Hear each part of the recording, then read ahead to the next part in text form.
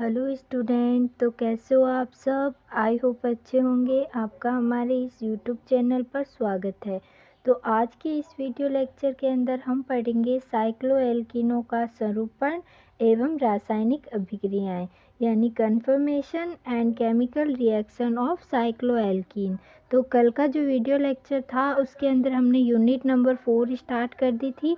ये आज दूसरी क्लास है। फर्स्ट क्लास के अंदर जो कल क्लास थी उसके अंदर हमने साइक्लोएल्कीन बनाने की विधियां पढ़ी थी, और आज हम उनकी केमिकल रिएक्शन पढ़ेंगे और उनके मध्य पाए जाने वाले स्वरूपण के बारे में देखेंगे। तो लेट हम अपने टॉपिक को स्टार्ट करते हैं।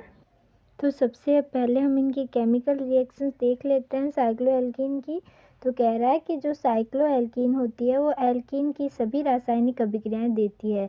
हमें पता है कि जो साइक्लोएल्कीन होती है एक प्रकार की होती तो एल्कीन ही है। एल्कीन क्या होती है? नॉर्मल एल्कीन होती है। जो साइक्लोएल्कीन होता है उसके अंदर जो कार्बनिक समूह होता है वो चक्र रूप में पाया जाता है, इसीलिए इसे साइक्लोएल्कीन कहते हैं। तो जो एल्कीन रिएक्शन प्रदर्शित करती है वही रिएक्शन साइक्लोएल्कीन भी प्रदर्शित करेगी।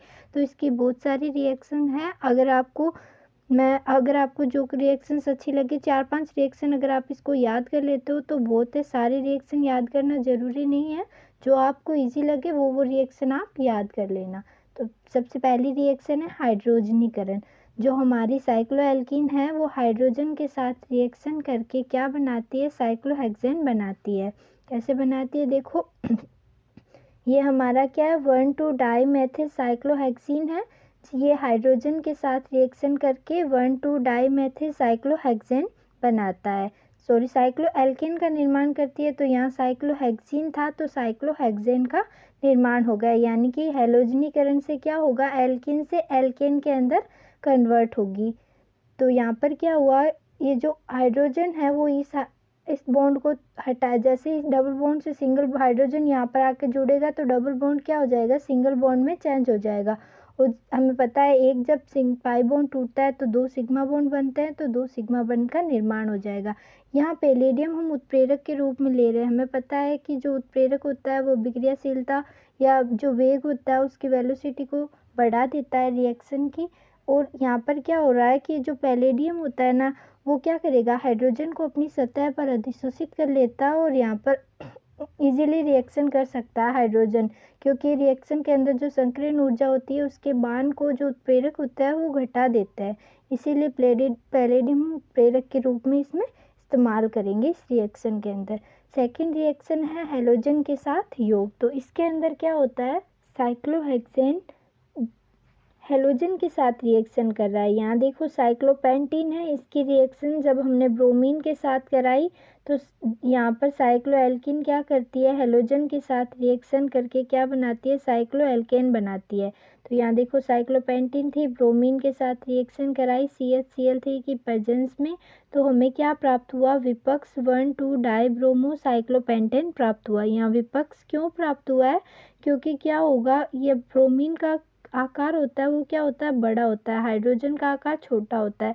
तो ये क्या होता है? यहाँ पर रिपल्सन कम होगा। अगर यहाँ पर ब्रोमीन यहाँ आ जाता है, अगर ब्रोमीन यहाँ आ जाता तो ब्रोमीन ब्रोमीन के ग्रुप आपस में बड़े होते तो क्या होता है? इनके मध्य रिपल्सन होता है, और रिपल्सन के कारण प्रतिकर्षण होता है, और प्रतिकर्षण के कारण क्या होता है? अनस्टेबिलिटी बढ़ती है, इनकी स्थायित्व क्या होता है? बढ़ेगा, अस्थायित्व बढ़ेगा। तो अगर प्रतिकर्षण ज़्यादा होगा तो अस्थायित्व बढ़ेगा, तो जो यौगिक होगा वो क्या होगा? अस्थायी होगा। इसीलिए यहाँ विपक्ष रूप में बनता है। अगर जो समपक्ष रूप में बनता है तो वो अस्थायी होता। इसीलिए क्या बनता है? जो विपक्ष रूप में बनता है जो कि क्या होता है? स्थायी होता है। यहाँ पर ब्रोमीन और यहाँ पर ब्रोमीन ये क्या होते हैं? एक दूसरे के विपक्ष रूप में बन रहे हैं। अगर यहाँ पर ब्रोमीन होता तो ये आपस में क्या होते? समपक्ष होते। ठीक है। अब तीसरी रिएक्शन देखेंगे, वो है हाइड्रोजन हैलाइड के साथ अभिक्रिया। तो यहाँ देखो साइक्लोहेक्सीन है, जब इसकी अभिक्रिया हम हाइड्रोजन ब्रोमाइड के साथ कराएंगे तो साइक्लोहेक्सिल ब्रोमाइड बनेगा। यह अभिक्रिया मार्कोनिकोफ नियम के अनुसार होती है तथा यह क्षेत्र वर्णनात्मक अभिक्रिया है। मार्कोनिकोफ नियम किसे कहते हैं? क्षेत्र वर्णनात्मकता यानी सेलेक्टिविटी क्या है इसको तो मैंने आपको पिछले वाली वीडियो लेक्चर के अंदर जब हमने यूनिट नंबर 3 की थी तो अच्छे से इसको एक्सप्लेन किया है। तो अगर आपको इसको समझना है तो आप हमारी प्लेलिस्ट बनाई हुई है यूनिट नंबर 3 से ऑर्गेनिक केमिस्ट्री की, तो वहाँ जाकर आप देख सकते हैं।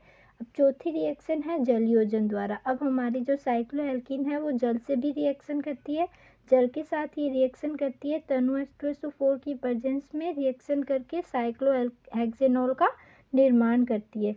देखो कल के वीडियो लेक्चर के अंदर मैंने आपको बताया था, जब हम साइक्लोहेक्सीन या साइक्लोएल्कीन बनाने की रिएक्शन पढ़ रहे थे और जब हमने साइक्लोहेक्सीन बनाने की रिएक्शन देखी थी तो वो हमने क्या करा था कि साइक्लोहेक्सेनॉल की अभिक्रिया हमने सांद्र H2SO4 के साथ कराकर उसका निर्जलीकरण करा था, तो हमें साइक्लोहेक्सीन मिली थी। और आज इस वीडियो के अंदर, आज इसके अंदर हम क्या करते हैं कि जो साइक्लोहेक्सीन है उसकी जल के साथ रिएक्शन करा रहे हैं।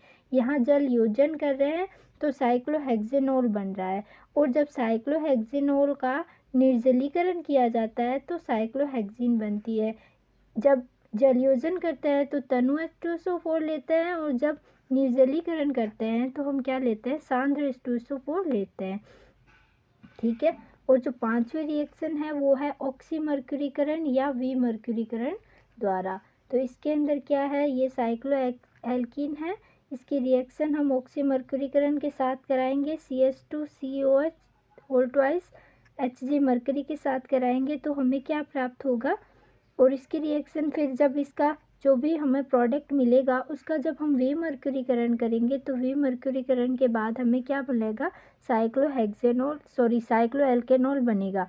अल्कोहल जुड़ा तो एलनॉल लग जाएगा। ठीक है। और साथ ही साथ मरकरी मिलेगी। छठी रिएक्शन है हाइड्रोबोरेनॉन। हाइड्रोबोरेनॉन साइक्लोएल्कीन होती है, वो क्या करती है, हाइड्रोबोरेन के साथ रिएक्शन करके हाइड्रोबोरेन का निर्माण करती है, साइक्लोबोरेन का निर्माण करती है। तो इस प्रकार प्राप्त जो बोरेन होते हैं वो क्षारीय हाइड्रोजन पेरोक्साइड से ऑक्सीकरण पर, यानी कि जब ये जो हाइड्रोबोरेन होता है इनका हम क्षारीय हाइड्रोजन पेरोक्साइड से ऑक्सीकरण कराते हैं तो हम विपक्ष साइक्लोएल्केनॉल प्राप्त होते हैं। ठीक है। जब हमने इसका पेरोक्साइड की उपस्थिति में ऑक्सीकरण कराया तो हमें क्या प्राप्त हुआ, विपक्ष 1 साइक्लोपेंटेनॉल प्राप्त हुआ। अब छठी रिएक्शन है सातवीं है हाइपोहेल्स अम्ल से योग। तो ये हमारी जो बेंजीन है इसकी अभिक्रिया जब हम हाइपोहेल्स अम्ल के साथ कराते हैं तो हमें क्या मिलेगा, विपक्ष 1 साइक्लोहेक्सेनॉल मिलेगा। ठीक है। सातवीं रिएक्शन है मेथिलीन के साथ योग।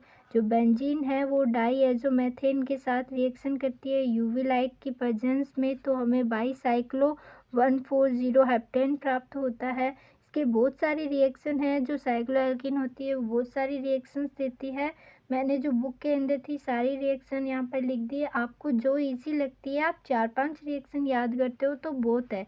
सारी रिएक्शन याद करना ज़रूरी नहीं है, क्योंकि BSc B.Ed के अंदर जो हमारा एग्ज़ाम होता है उसके अंदर रिएक्शन बहुत कम पूछी जाती है। थ्योरी का जो पार्ट होता है वो क्या होता है, ज़्यादा पूछा जाता है, रिएक्शन बहुत ही कम पूछी जाती है। ठीक है।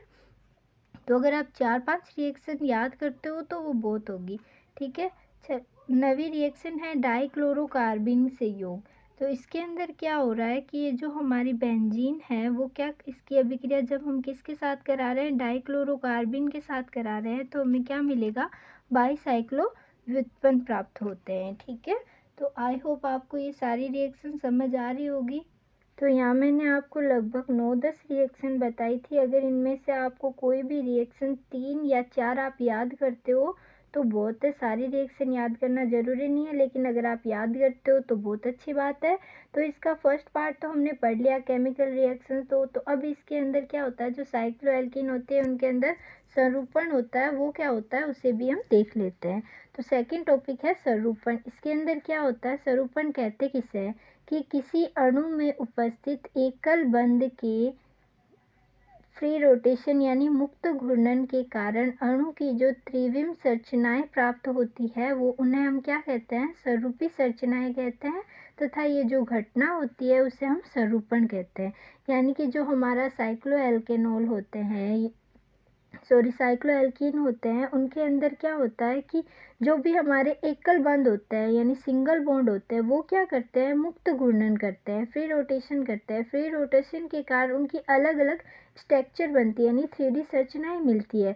और वो जो 3D संरचनाएं होती हैं उन्हें तो हम स्वरूपी संरचनाएं कहते हैं, और जो घटना होती है उन्हें हम क्या कहते हैं, स्वरूपण कहते हैं। तो ये देखो 2022 के अंदर ये क्वेश्चन आया है कि साइक्लोएल्कीनों में स्वरूपण को समझाइए, ऐसे करके क्वेश्चन आया। तो देखो यहाँ पर देखो इसका जो थ्योरी पार्ट है, इसके जो कॉन्सेप्ट है उससे रिलेटिव क्वेश्चन ज़्यादा बनते हैं हमारे BSc B.Ed के अंदर, तो इसलिए रिएक्शंस बहुत कम पूछी जाती है।